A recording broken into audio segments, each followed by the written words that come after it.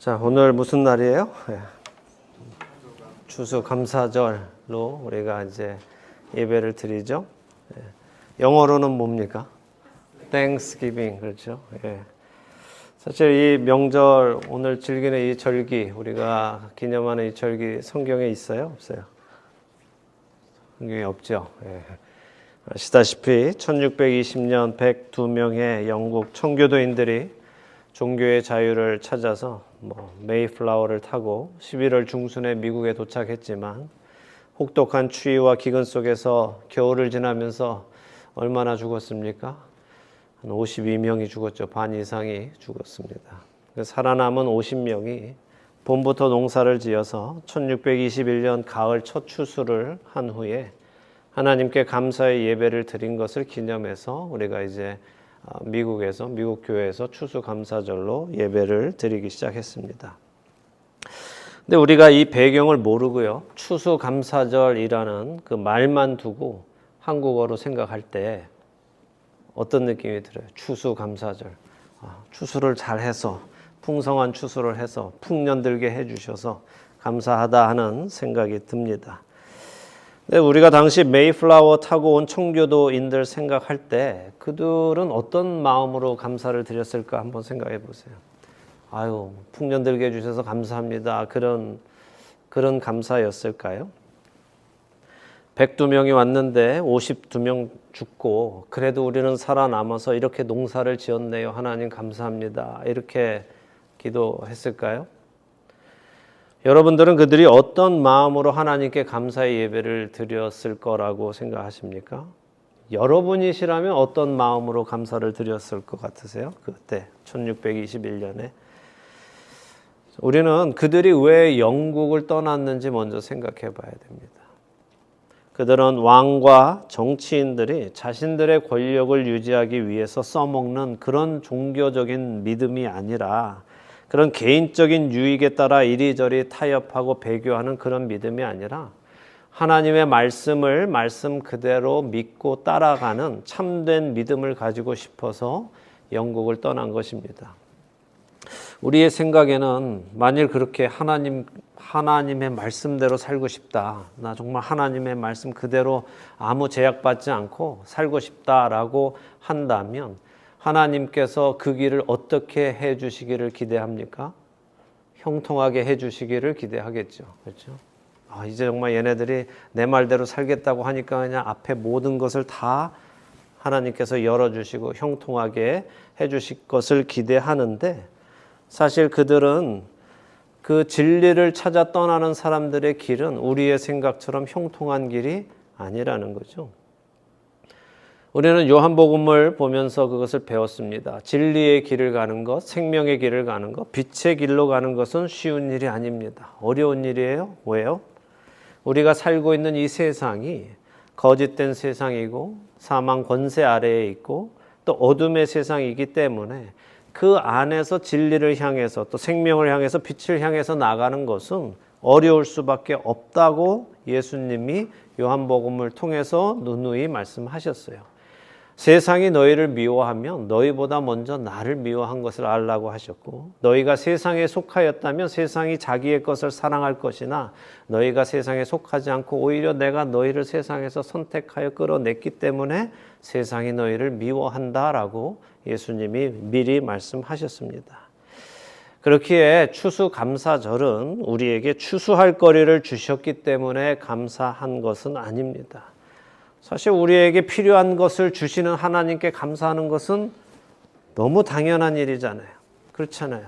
추수감사절뿐이 아니라 하나님께서 날마다 우리의 삶 속에서 모든 필요를 채워주시기 때문에 그것을 감사하지 않는다면 오히려 그 사람이 문제가 있는 사람이죠. 기본이 안 돼 있는 사람이죠. 근데 성경은 말세에 가면 사람들이 감사하지 않는다라고 경고하셨어요. 마땅히 감사해야 할 내용을 당연한 것이라고 생각하는 사람들이 점점 늘어나는 거죠. 감사할 일이 없어지는 것입니다. 유명한 영화 대사에 이런 게 있어요. 호의가 계속되면 권리인 줄 안다. 이런 영화 대사가 있었습니다. 참 와닿아요. 호의가 계속되면 사람들이 그게 이제 자기 권리인 줄 안다는 거예요. 하나님의 호의가 계속되면 이제 자신들이 당연히 받아야 되는 권리처럼 느껴지고 안 주면 하나님한테 뭐라고 떼쓰고 불평하고 투덜거리는 게 사람의 죄인의 모습입니다. 그렇게 우리가 뭘 주셨기 때문에 하나님께 감사하는 것은 너무 초보적인 믿음이에요. 뭘 주셔서 감사하면 안 주시면 어떻게 되는 거예요? 안 감사하게 되잖아요. 뭘 주셔서 감사한다면 안 주시면 감사하지 않는 사람이 되는 것 아니겠어요?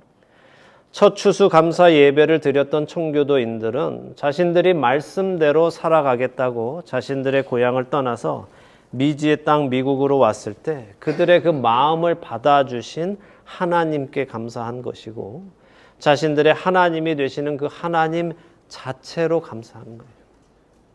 하나님이 그냥 하나님 되신 것, 하나님이 나의 하나님이신 것, 그 자체가 너무도 감사한 거죠. 우리도 뭘 주셔서 감사하고 뭘 안 주시면 투덜거리는 신앙이 아니라 지난 시간에도 우리가 나눈 것처럼 예수 그리스도를 통하여 하나님이 나의 하나님이 되시고 그 하나님이 나의 아버지가 되어주신 것에 감사하고 하나님 자체로 언제나 감사할 수 있는 그런 믿음의 소유자가 되기를 바랍니다. 그런 믿음의 소유자들은요, 환경에 흔들리지 않습니다. 하나님은 언제나 나의 하나님이시기 때문에 어느 때에도 감사할 수 있고 모든 일에 감사할 수 있는 자들이 됩니다. 오늘 계속해서 요한복음 20장 보도록 하겠습니다. 19절에서 31절입니다. 함께 읽어볼까요? 이날 곧 안식 후 첫날 저녁 때에 제자들이 유대인들을 두려워하여 모인 곳에 문들을 닫았더니 예수께서 오사 가운데 서서 이르시되 너희에게 평강이 있을지어다. 이 말씀을 하시고 손과 옆구리를 보이시니 제자들이 주를 보고 기뻐하더라. 예수께서 또 이르시되 너희에게 평강이 있을지어다. 아버지께서 나를 보내신 것 같이 나도 너희를 보내노라. 이 말씀을 하시고 그들을 향하사 숨을 내쉬며 이르시되 성령을 받으라. 너희가 누구의 죄든지 사하면 사하여질 것이요 누구의 죄든지 그대로 두면 그대로 있으리라 하시니라. 12 제자 중에 하나로서 디도모라 불리는 도마는 예수께서 오셨을 때에 함께 있지 아니한지라. 다른 제자들이 그에게 이르되 우리가 주를 보았노라 하니 도마가 이르되 내가 그의 손에 못자국을 보며 내 손가락을 그 못자국에 넣으며 내 손을 그 옆구리에 넣어보지 않고는 믿지 아니하겠노라 하니라. 8해를 지나서 제자들이 다시 집안에 있을 때에 도마도 함께 있고 문들이 닫혔는데 예수께서 오사 가운데 서서 이르시되 너희에게 평강이 있을지어다 하시고 도마에게 이르시되 내 손가락을 이리 내밀어 내 손을 보고 내 손을 내밀어 내 옆구리에 넣어보라. 그리하여 믿음 없는 자가 되지 말고 믿는 자가 되라. 도마가 대답하여 이르되 나의 주님이시요 나의 하나님이시니이다. 예수께서 이르시되 너는 나를 본고로 믿느냐? 보지 못하고 믿는 자들은 복되도라 하시니라. 예수께서 제자들 앞에서 이 책에 기록되지 아니한 다른 표적도 많이 행하셨으나 오직 이것을 기록함은 너희로 예수께서 하나님의 아들 그리스도이심을 믿게 하려 하며 또 너희로 믿고 그 이름을 힘입어 생명을 얻게 하려 함이니라. 아멘. 자, 전에도 말씀드린 대로 부활을 믿는 게 쉬워요? 쉬운 일이 아니죠. 왜냐하면 부활은 인간의 상식적으로는 일어날 수 있는 일이 아니기 때문입니다. 오늘도 그 이야기가 계속해서 나옵니다. 또 지난주 말씀드린 것처럼 예수님이 나의 주님, 나의 하나님이 되시는 아주 중요한 사건도 기록이 되어 있습니다. 자, 이날 곧 안식 후 첫날, 그러니까 어느 날이에요? 예수님께서 부활하신 그날 저녁에 제자들이 모여 있는데 문을 어떻게 했다고요? 닫고 있다는 거예요. 왜요? 추워서요? 아니면 유대인들이 두려워서라고 하고 있죠. 그러니까 제자들은 아직 예수님의 부활에 대한 확신이 없는 것이고 예수님에 대한 확신이 없기 때문에 믿음으로 살 수 없고 믿음으로 살 수 없는 사람은 믿음으로 죽을 수도 없는 거예요. 전에도 설명드렸듯이 이 요한이 이 복음서를 쓰던 당시는 이미 마태, 마가, 누가복음이 다 기록되어 된 이후 한 20-30년 이후에 쓰여졌습니다. 특별히 이때는 영지주의자라는 사람들이 있었다고 말씀드렸어요. 이 영지주의자들이 교회 안에 들어와서 사람들을 미혹했습니다. 그 영지주의자들이 주장하는 게 뭐였다고요? 몸은 악하고 영은 선하다. 그래서 구원은 뭐만 받는다? 영혼만 받는다. 그래서 몸은 어차피 버려질 거니까 어떻게 해도 된다? 막 써도 된다. 죄 지어도 된다. 그렇게 성도들을 유혹했습니다. 그러니 그런 말 들으면 얼마나 좋겠어요. 죄와 싸우지 않고 그냥 몸이 원하는 대로 막 그냥 다 하고 어차피 구원은 영혼만 받는 거다. 아이고 좋지요 뭐. 그런 기독교가 어디 있겠습니까? 바로 그런 사람들이 자꾸 들어와서 성도들을 미혹하고 성도들을 자꾸 죄로 이끌어 가니까 어떻게 했어? 더더욱이 어떻게 했어요? 이 사람들이 육신은 악한 거니까 예수께서 육신을 입고 오셨을 리가 없다라고까지 주장을 하잖아요. 왜냐하면 악한 것에 어떻게 선하신 예수님이 들어갈 수 있냐. 그러니까 예수님은 오시긴 오셨지만 사실은 실제적인 몸이 아니라 그냥 눈에 보이는 마치 홀로그램처럼 만지면 잡을 수 없는 그런 모습으로 오셨다라고 영지주의자들이 이야기를 했습니다. 그런 이단의 사람들이 미혹돼서 육신을 함부로 다루고 죄를 계속 짓고 있기 때문에 요한은 요한 1서, 2서, 3서를 통해서 죄를 짓는 사람은 하나님의 자녀가 아니야 이것을 강조하지요. 그리고 예수님이 육신으로 오시지 않았다 하고 말하는 사람들도 거짓말하는 사람들이다라고 기록하는 겁니다. 우리가 보고 있는 이 요한복음에서도 마찬가지로 요한은 예수님의 실제성, 그분이 실제로 육신을 입고 오셔서 내가 그분의 어깨에, 그분의 가슴에 정말 기대서 밥도 먹었고 내가 그분을 정말 만져봤다 하는 이야기를 강조하죠. 그분이 정말 죽으셨고 다시 부활하셔서 나는 그분을 만져봤다. 우리가 처음부터 보고 만져본 바로 그분이다. 실제 하신다 하는 것을 계속 강조합니다. 또한 이들이 이렇게 자신들의 목숨을 잃는 것을 두려워하던 사람이다 하는 것을 또 강조하고 있어요. 예수님의 부활하신 그날 저녁에도 이들은 문을 잠그고 유대인들을 두려워서 자기들끼리만 모여서 이렇게 있었다라는 것을 강조하죠. 자, 예수님이 잡히시던 날 밤에 그들이 다 도망갔고 죽음까지 함께 가겠다고 했던 베드로조차도 여종의 물음에 두려워서 예수님을 3번이나 부인하고 도망갔다. 예수님이 죽으시고 그 시신이 없어졌어도 어느 누구도 예수님이 부활하셨을 것이라는 생각을 하지도 않고 이렇게 자신들끼리 모여서 숨어서 문을 다 닫고 어떻게 할지 고민하고 있었음을 기록하므로 요한은 무엇을 말하려는 거예요? 훗날 자신들이 변화돼서 예수님을 위해서 죽을 수 있었던 것은 예수님이 실제로 부활하셨다는 것을 자신들이 알게 되었기 때문이라는 거예요. 거짓말을 가지고는 사람이 거짓말을 위해서는 죽을 수 없다는 거죠. 많은 사람들이 부활은 거짓말이다라고 얘기를 해요. 그런데 정말 여러분이 제자들이 예수님이 부활하셨다라고 거짓 소문을 내었다라고 마태복음은 그렇게 이야기를 하고 있습니다. 대제사장들과 바리새인들이 이 사람들이 그렇게 거짓말을 할 겁니다라고 미리 얘기한단 말이죠. 그래서 이미 예수님이 부활하셨다는 이야기가 이 증인들이 나가서 이야기할 때 벌써 소문이 어떻게 나냐 하면 예수님의 시신을 이 제자들이 훔쳐가서 어디다 갖다 묻어놓고 예수님 부활했다고 거짓말하고 다닌다라고 하는 거죠. 그런데 정말 그 제자들이 예수님의 시신을 어디다 갖다 묻어놓고 보이지 않게 묻어놓고 예수님이 부활하셨다라고 거짓말로 증언하고 다녔다면 정말 그들이 그 거짓말을 위해서 죽을 수 있었을까 하는 거예요. 살아가는 동안에는 할 수 있겠죠. 그런데 너 정말로 예수가 살아났느냐라고 물어볼 때 그 예수를 살아나지도 않은 그 예수를 위해서 정말 사람이 죽을 수 있는가라고 물어보면 몇 명은 죽을 수 있을지 모르겠지만 모두 다가 죽을 수는 없는 겁니다.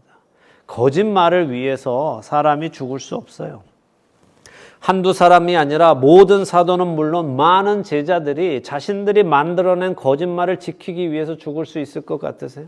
여러분들은 여러분들이 만들어낸 거짓말을 위해서 죽을 수 있을 것 같다고 생각하십니까? 불가능합니다. 누군가는 자기 목숨이 더 중요하기 때문에 거짓말을 버리고 진실을 말할 수밖에 없어요. 사실은 아닙니다. 우리가 그렇게 하기로 짰어요. 그런데 사실은 어디다 갖다 묻었습니다 해서 가서 파보면 예수의 시체가 정말 나올 수 있는 거죠. 자, 요한은 이미 모든 사도들이 순교한 후에, 그리고 많은 그리스도의 제자들이 이 세상에 미련을 두지 않고 순교한 이후에 이 글을 쓰면서 이들이 거짓말을 위해 죽은 것이 아니라 그리스도의 부활이 정말 참된 일이기 때문에 그렇게 자신들의 생명을 내어놓을 수 있었음을 말하고 있는 거예요. 그걸 말하기 위해서 자기들이 얼마나 정말 두려워하고 있었는지를 말하는 거예요. 예수님의 부활을 믿기 전까지 자신들이 얼마나 두려워하는 존재였는지를 말하고 있는 거죠. 부활이 실제이기 때문에 사도 바울도 죽음을 두려워하지 않으면서 나는 날마다 죽노라라고 고린도전서 15장 31절에 말하는 것입니다. 여러분이 부활을 참으로 믿는다면 여러분의 삶의 자세도 분명하게 달라지게 되어 있습니다. 막연한 부활이 아니라 어쩌면 부활이 정말일지도 몰라 하는 그런 믿음이 아니라 분명한 부활이 있음을 확신하신다면 우리는 이 세상에서 죽음을 두려워하지 않게 되기 때문에 우리의 삶의 자세는 완전히 달라집니다. 그 부활의 확신이 주님의 은혜로 우리 안에 새겨지기를 축원합니다. 요한은 예수님의 그 부활하신 몸에 대해서도 설명을 하는데요. 자신들이 두려워서 누구도 들어올 수 없게 분명히 모든 문을 다 닫아놓고 있는데 예수님이 자신들 사이에 나타나셨다는 거예요. 그러니까 부활한 몸은 어떤 몸이다? 물질로부터 자유하다는 거예요. 물질이 그 몸을 제한하지 못한다는 거죠. 지난 시간에 무덤 속에서도 이미 예수님을 쌌던 세마포가 어떻게 됐다고요? 예수님이 그걸 풀고 일어나신 것이 아니라 세마포는 그대로 가라앉고 그대로 쌌던 그대로 가라앉고 예수님은 그 세마포 밖으로 나오셨단 말이에요. 오늘 그들에게 나타나신 예수님도 문이 닫혀서 못 들어오시는 분이 아니라 문을 통과해서 그들에게 가실 수 있는 몸을 가지고 계신 것을 보여줍니다. 자, 그러면 벽을 통과해서 들어왔으면 유령이에요? 유령입니까? 근데 또 그거는 아니라는 거예요. 요한의 말을 보니까 예수님이 그들에게 손과 옆구리를 보여주시죠. 그러니까 실제로 죽으신 그 예수님이 맞는데 그럼에도 불구하고 벽을 통과해서 들어오시는데도 불구하고 자신들은 볼 수 있고 만질 수 있는 몸을 가지셨다는 거예요. 그래서 제자들이 기뻐합니다. 이것이 부활의 몸이다 하는 거죠. 정말 예수님이 맞다는 거예요. 자기들이 그 예수님을 참으로 알아보고 이제는 기뻐한다는 거죠. 정말 예수님이 부활하셨다는 것을 믿게 되었다는 겁니다. 그런데 전에도 말씀드렸지만 자, 이게 믿게 된 거예요? 아니면 알게 된 거예요? 알게 된 거죠. 이제 와서 이렇게 다 만져보고도 나는 못 믿어. 이거는 말이 안 되잖아요. 그렇다고 이제 나는 믿어. 이거는 믿는 게 아니라 아는 거죠. 그죠? 자, 이런 그들을 향해 예수님이 말씀하시는데 뭐라고 하세요? 평강이 있을지어다 라고 하시죠. 샬롬이라고 하신 거예요. 자, 왜 평강이 있을지어다 라고 하셨어요? 두려워하고 있으니까, 평강이 없으니까. 예수님이 뭔가 있으라 라고 하실 때는 없으니까 말씀하시는 거거든요. 두려워하고 있고 무서워하고 있으니까 그들을 향해서 예수님이 평강이 너희에게 있을지어다 라고 하십니다. 그리고는 아버지께서 나를 보내신 것 같이 나도 너희를 보내노라 라고 하세요. 자, 하나님 아버지께서 예수님을 이 땅에 보내셔서 하나님께서 맡기신 그 모든 일을 하고 오도록 하신 것처럼 예수님도 제자들을 보내시면서 그들에게 맡기신 모든 일을 하도록 하시는 거예요. 자, 그런데 제자들이 그 일을 자신의 힘으로 할 수 있어요, 없어요? 자, 이 땅에 오신 예수님은 자신의 힘으로 그 모든 일을 하셨습니까? 어떻게 생각하세요? 이 땅에 몸을 입고 오신 예수님께서 자기 생각으로, 자기의 능력으로, 자신의 힘으로 공생의 모든 사역을 하시고 죽으셨어요? 그리고 부활하셨어요? 성경은 뭐라고 하십니까?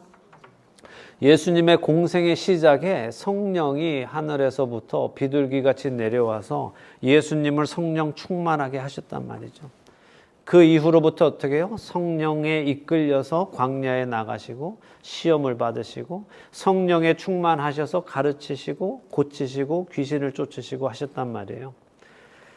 그러니까 제자들이 자신들의 힘으로 가서 예수님이 맡기신 일을 하는 것이 아니라 예수님으로 하나님의 일을 하게 하셨던 그 능력, 그 성령 하나님을 예수님도 그들에게 주시면서 너희도 내가 보내는 그 일을 하도록 하시는 거죠. 바로 그 성령 하나님의 능력으로 제자들도 일을 하게 하시는 거예요. 그래서 예수님은 그들을 향해 숨을 내쉬면서 말씀하십니다. 성령을 받으라 라고 하시죠.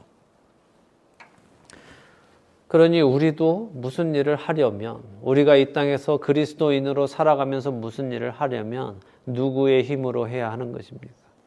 성령의 힘으로 해야죠. 내 생각으로, 내 능력으로, 내가 가진 지식으로, 내가 가진 경험으로 그 일을 하면은 어떻게 보면 그 일이 이루어지는 것은 겉모습은 현상은 같아 보일 수 있지만 하나님의 영광은 드러나지 않는다는 것을 여러분 아셔야 돼요. 사람의 힘으로, 내 힘으로 그 일을 했을 때 그래 놓고도 내가 하나님께서 하셨습니다 라고 아무리 말을 한다고 해도 하나님의 영광이 드러나지 않는다는 것을 여러분 아셔야 되고, 내가 성령에 충만하여서 성령께서 나를 통하여 그 일을 하실 때에만 하나님의 영광이 드러남을 분명히 기억하셔서 늘 뭘 사모해야 되겠어요? 성령 충만함을 사모하는 삶을 살아가야 할 겁니다. 자, 예수님께서 그들을 향해서 숨을 내쉬면서 말씀하세요. 성령을 받으라. 예수님의 이 모습에서 우리는 뭘 봅니까? 바로 창세기 2장 7절에서 하나님이 생기를 그 코에 불어 넣으시니 사람이 생명이 되니라 하신 그 장면을 보게 되는 겁니다. 첫사람 아담을 지으신 하나님 아버지, 두 번째 사람 아담을 통해 새롭게 거듭나는 자들에게 다시 한번 하나님이신 예수님이 숨을 내쉬면서 성령을 주십니다. 그리고는 제자들이 해야 할 일을 말씀해 주시는데 너희가 누구의 죄든지 사하면 사하여질 것이요 이렇게 말씀하세요. 이 말씀 오해하면 돼요, 안 돼요? 오해하는 사람들이 있죠? 너희가 누구의 죄든지 사하면 사하여질 것이요. 자, 그러니까 제자들에게 죄사함의 권세가 있다는 말씀이에요? 그렇게 들리죠? 그렇지만 사람한테는 죄사함의 권세가 없죠. 죄사함의 권세는 오직 하나님께만 있습니다. 제자들에게 죄사함의 권세가 있다는 말이 아닙니다.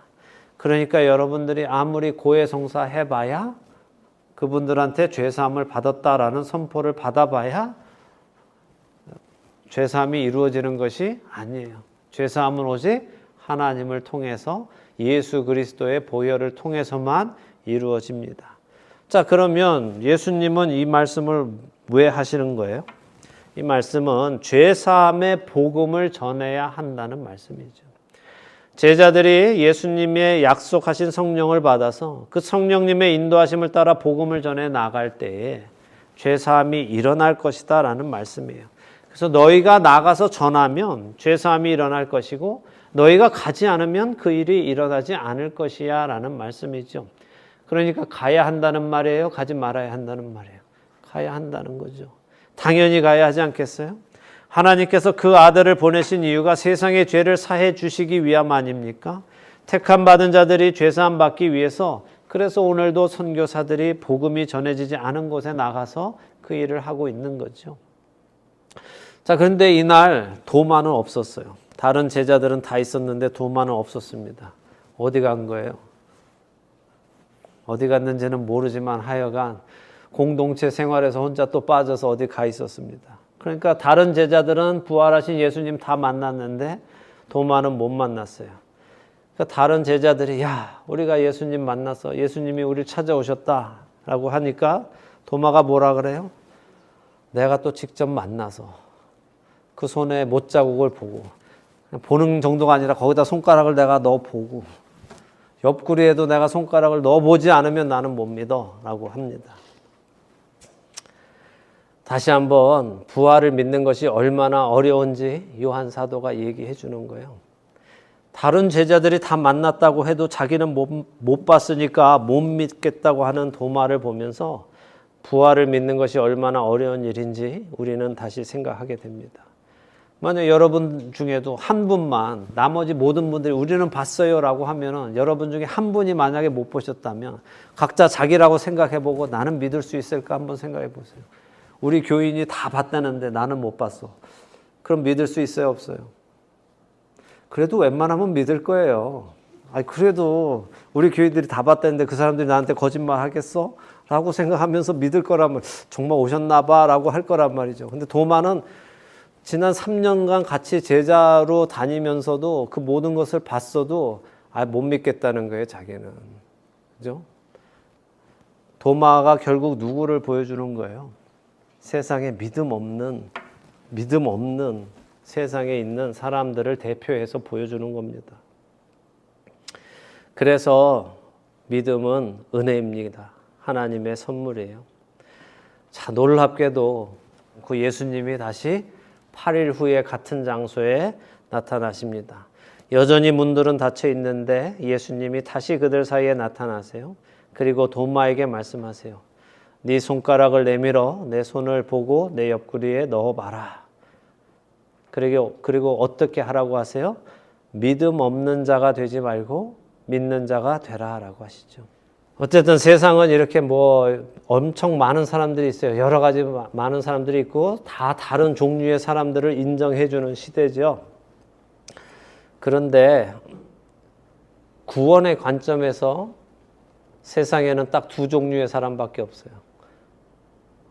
믿는 사람과 믿지 않는 사람, 이 둘밖에 없어요. 구원에 이르는 사람과 구원받지 못하는 사람, 빛에 속한 사람과 어둠에 속한 사람, 생명이 있는 사람과 생명이 없는 사람, 그죠? 그러니까 예수님이 도마에게 믿음 없는 사람 되지 말고 믿음 있는 사람 되라. 그래, 너 넣어봐. 손가락 넣어봐. 넣어보고 믿음 있는 사람 되라 라고 하세요. 자, 도마가 넣어봤어요? 안 넣어봤어요? 네? 안 넣어봤죠. 넣어볼 필요도 없죠. 손가락을 넣어볼 필요도 없이 바로 고백합니다. 나의 주님이시여 나의 하나님이십니다 라고 하죠. 자, 도마에게도 예수님이 자신의 주인이시고 자신의 하나님이 되시는 주님을 인격적으로 만나는 순간이 찾아온 겁니다. 지난주에도 말씀드린 대로 우리 모든 성도는 주님을 인격적으로 만나서 예수님이 나의 주님, 나의 하나님이 되시는 경험을 반드시 해야 합니다. 남의 주님, 남의 하나님이 나하고는 아무 상관이 없단 말이에요. 다른 이들의 믿음이 나를 구원해 주지 못합니다. 내 부모의 믿음이 나를 구원해 주는 것 아니고 내 배우자의 믿음이 나를 구원해 주지 못해요. 내 동료의 믿음이 나를 구원해 주지 못합니다. 그들의 그 동일한 믿음이 나의 믿음이 돼야 하죠. 아무리 천국 문 앞에 가서 내 아버지는 믿음이 있어서 들어간다고 해서 아버지가 제 아들인데 같이 데리고 들어가면 안 될까요? 한다고 해서 들어갈 수 있는 것이 아니라는 거예요. 천국에 들어가는 모든 자는 각자의 믿음을 가지고 들어가야 돼요. 이 생에서 아무리 서로 사랑하는 사이였다 하더라도 믿음이 있는 사람은 들어가고 믿음이 없는 사람은 천국 문 앞에서 헤어져야 하는 것입니다. 그러니 이 땅에 기회가 있을 동안에 우리의 믿음이 참된 믿음인지 천국에 갈 수 있는 믿음인지 늘 확인하고 살아가야 되지 않겠습니까? 예수님은 못 믿겠다는 도마를 위해 찾아오셨어요. 나는 내가 직접 손가락 넣어보지 않으면 믿을 수 없어 라고 했던 그 도마에게 믿음 없는 놈하고 그만두신 것이 아니라 그 도마를 위해서 다시 찾아오셨습니다. 그리고 그로 믿게 해주십니다. 사실 여기 제자들은 모두 예수님을 보고 믿었어요. 여러분들 예수님 보셨습니까? 못 뵀어요. 그런데도 믿고 있어요. 보지 못하고 믿는 자들은 복되도다라고 예수님이 선포하십니다. 그 선포의 말씀이 바로 누구를 위한 선포입니까? 여러분 자신을 위한 예수님의 축복의 말씀입니다. 반복적으로 말씀드려요. 보고 믿는 것 아닙니다. 그냥 아는 거예요. 참된 믿음은 보지 못했지만 그 말씀이 하나님의 말씀이기 때문에 믿어지는 거예요. 하나님은 미쁘신 분이라고 하죠. 사실 이 미쁘신 분이라는 게 저는 교회에 오기 전까지는 한 번도 들어본 적이 없는 말이었어요. 이쁜 건 아는데 미쁜 건 제가 들어보지를 못했어요. 무슨 미쁘다는 게 뭘까? 아름다울 미자를, 이쁘다는 것을 성경에서는 아름다울 미자를 써서 미쁘다고 하나 했더니 나중에 알고 보니까 믿음직하다는 거죠. 믿을만하다는 거죠. 이분은 믿을만한 분이시라는 말씀입니다.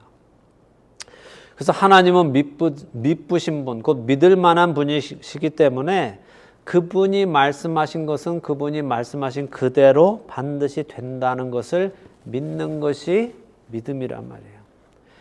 그렇게 믿음이 생긴 사람들에게 하나님은 그 믿음이 떨어지지 않도록, 그 믿음이 더욱 단단히 서 가도록 여러 가지 시험과 환난을 허락하세요. 왜냐하면 시험과 환난을 통해서만 우리의 믿음이 머릿속에 있는 믿음이 아니라 실제로 우리를 살아내게 하는 힘이 되는 믿음이라는 것이 증명되기 때문이에요. 아, 나는 믿어라고 하는 것이 내 삶 속의 시험에서 증명되지 않으면 그 믿음은 사실 참된 믿음이 아니기 때문에 우리가 정말 믿음이 있다면 하나님께서는 반드시 우리를 시험과 연난을 통해서 내 믿음이 나를 구원에 이르게 하는 믿음인 것을 확인하게 하신단 말이에요.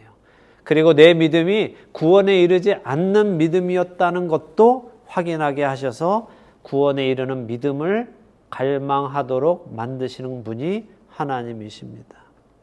의인은 믿음으로 살리라 하신 말씀은 믿음으로 살아가는 사람이 된다는 말씀입니다. 요한은 오늘 자신이 이 글을 쓴 이유가 바로 이 때문이라고 말을 합니다. 이렇게 믿음 없는 사람, 도마 같은 사람이 믿는 자가 되게 하기 위해서 내가 이 글을 썼다는 거예요. 세상을 창조하신 하나님이 바로 나의 하나님이 되게 하는 이 개인적인 경험을 하게 하기 위해서 내가 이 글을 썼다라고 기록하고 있는 거예요.